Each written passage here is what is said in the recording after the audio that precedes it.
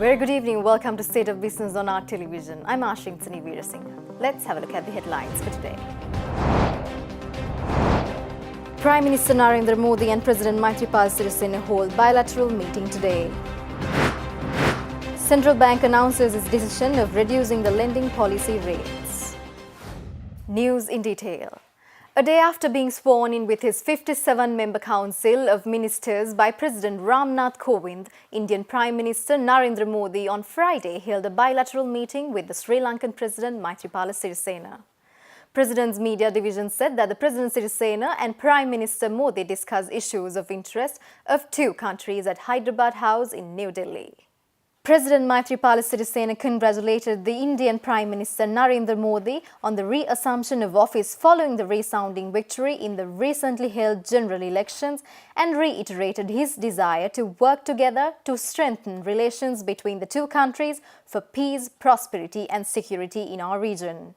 Indian Prime Minister Modi also warmly thanked President Sirisena for his gesture of attending the ceremony and conveyed his government's continued commitment to further foster friendly bilateral ties with Sri Lanka. The two leaders have also noted that terrorism and extremism continue to pose a threat to humanity and committed a closer bilateral cooperation for peace and security in South Asia and the Indian Ocean region. Meanwhile, President Maithripala Sirisena, addressing a media briefing with Sri Lankan High Commissioner to India, Austin Fernando, in India, said that India Prime Minister Modi will visit Sri Lanka as his second foreign tour after swearing in the post for his second term. The Monetary Board of the Central Bank of Sri Lanka has decided to reduce the standing deposit facility rate and the standing lending facility rate of the central bank by 50 basis points to 7.5% and 8.5% respectively at its meeting held on 30th May 2019. Governor of the Central Bank, Dr. Indrajit Kumaraswamy, explained on their plans to strengthen the country's economy at a media briefing held at the Central Bank premises this morning. However, on balance, as I said, the case for relaxing was even stronger yesterday than it was in early April, which is why the Monetary Board took the decision to reduce policy rates by 50 basis points. Now, it's necessary to take this reduction in the policy rates yesterday in conjunction with the 2.5% reduction in the statutory reserve ratio that was done in two stages in November of last year and March of this year. Also, the direction that the central bank gave banks to have a lending rate cap. That lending rate cap is designed to push down interest rates. Governor of Central Bank Dr. Indrajit Kumaraswamy also pointed out that driven by a number of factors such as increased trade tensions, weakened business confidence and softened external demand, a slowdown in global economic growth is observed. Accordingly, given the circumstances in the global economic front, key advances have become increasingly dovish, while several emerging market economies have also relaxed their monetary policy stance in order to support economic activity given the subdued inflation pressures. On the external front, the U.S. Federal Reserve has become even more dovish than it was in April. There are some signs that the U.S. economy could be slowing down going forward. In fact, some people say that the inversion of the yield curve in the U.S. could signal a possible recession further down the line, though that relationship is not as strong as it used to be. But anyway, the slowdown in the U.S. has meant that the Fed has become even more dovish. So, and we've seen that 10-year Treasury bill rates come down to 2.20%, 220 basis points. It's about 30, 40 basis points less than it was a couple of months ago. So there is less pressure from the external front in terms of the room to maneuver as far as monetary policy formulation, particularly relaxing monetary policy is concerned on the domestic front.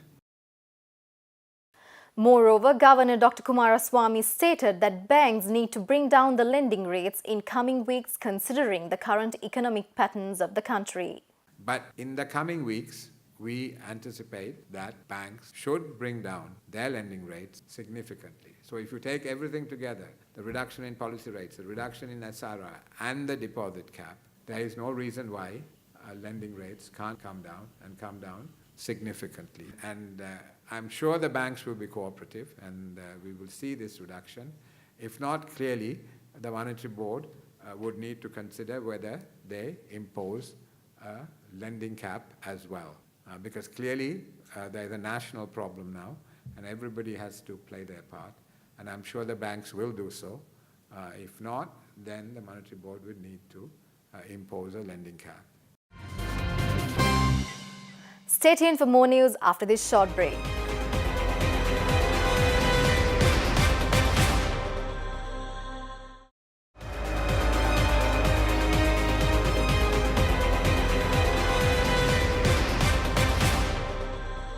Welcome back after the break. The government yesterday announced a special relief package with a total interest subsidy cost worth 1.5 billion rupees for the country's informal tourism sector, which was affected by the April 21st Easter Sunday terror attack. Addressing a media briefing in Colombo yesterday, Minister Samaravira also said that several other sectors that were directly affected by the terrorist attacks, such as transportation and entertainment, will also be given similar financial concessions from next month. Minister Samaravira said that the government will, as a part of the relief package, introduce a loan scheme titled Sancharaka Poddo from the 10th of June for individuals who were making their living from providing goods and services to the informal tourism sector in the country. Accordingly, such individuals will be able to obtain a loan facility of a maximum of 500,000 rupees at a 0% interest rate, along with a 12-month grace period and a 3-year loan repayment period. However, at the same time, the Finance Minister also stressed that the loan scheme will be available only for the directly affected services and goods providers. These are not with the main hotels, just for the tourist poddas thing, for the informal tourism sector. It would be about 1.5 billion, DST says.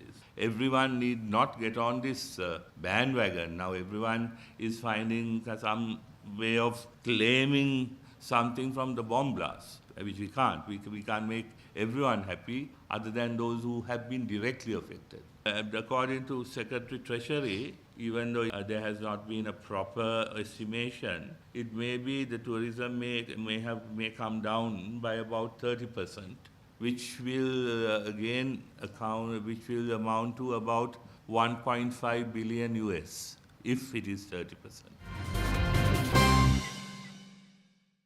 Speaking exclusively to our television, Director General of the Petroleum Resources Development Secretariat, Vajra Dasanayaka, said that the most of the preliminary works related to the 2D seismic survey of oil and gas exploration in Mana Basin were concluded. Director General Dasanayaka also added that the cabinet approval is already received for a joint study with the Norwegian government to look into the probabilities of having hydrocarbons in identified blocks.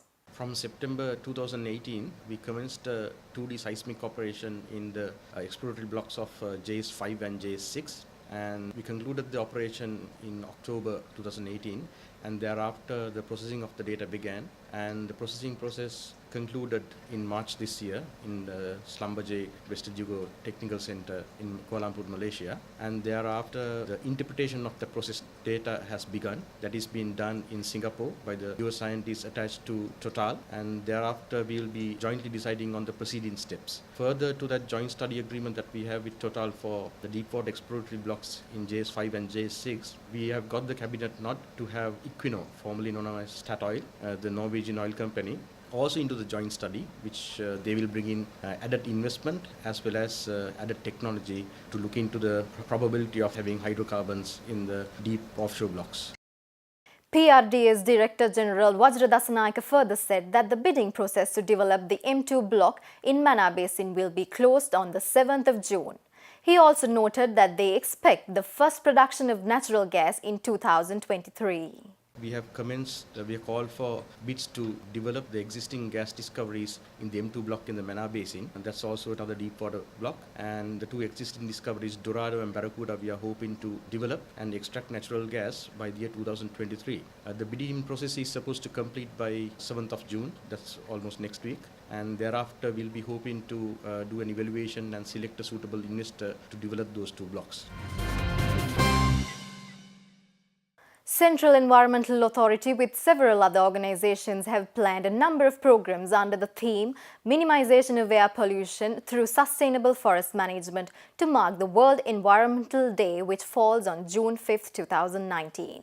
The Central Environmental Authority, in collaboration with the Ministry of Mahawali Development and Environment, the national program to mark the World Environment Day will be held at the Bandaranaike Memorial International Conference Hall premises, attended by President Maithripala on 6th of June. Meanwhile, the CEA also has announced the National Environmental Commemoration Week from yesterday to the 5th of June relating to the World Environmental Day. Accordingly, they have allocated days for cleaning and awareness campaigns, tree planting programs and several other environmental related programs.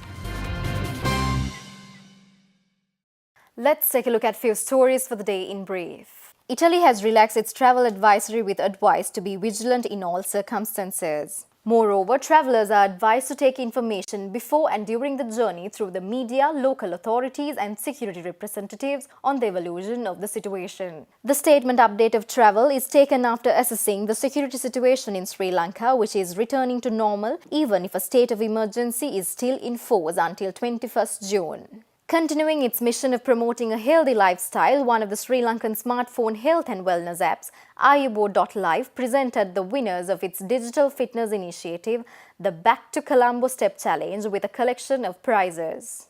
Sanjeeva De Silva, Sajeev Ranatunga, Subhash Fernando and Lasitha Gunasekara were the winners of the Back to Colombo weekly cash prize of 50,000 rupees from Ayubo.life, while Michael Thilip, Shani Sena Singha, Ajit Parakrama, Anjana Sharmendra Silva and Gishan Mendis secures 10,000 rupees weekly cash prize from National Savings Bank.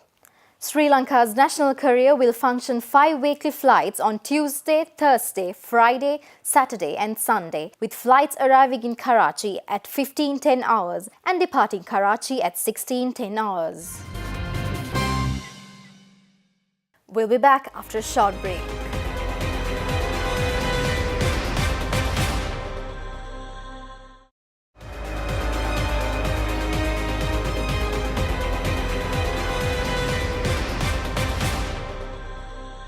Welcome back after the break. Trading at Colombo Stock Exchange ended on a negative note today.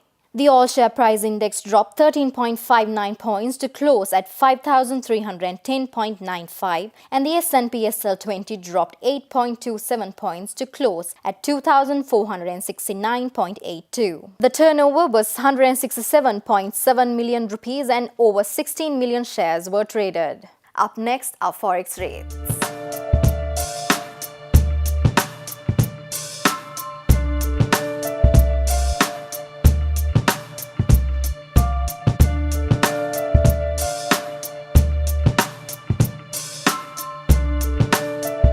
That's all the news for today. Join us tomorrow on Biz Roundup. Until then, take care. Good night.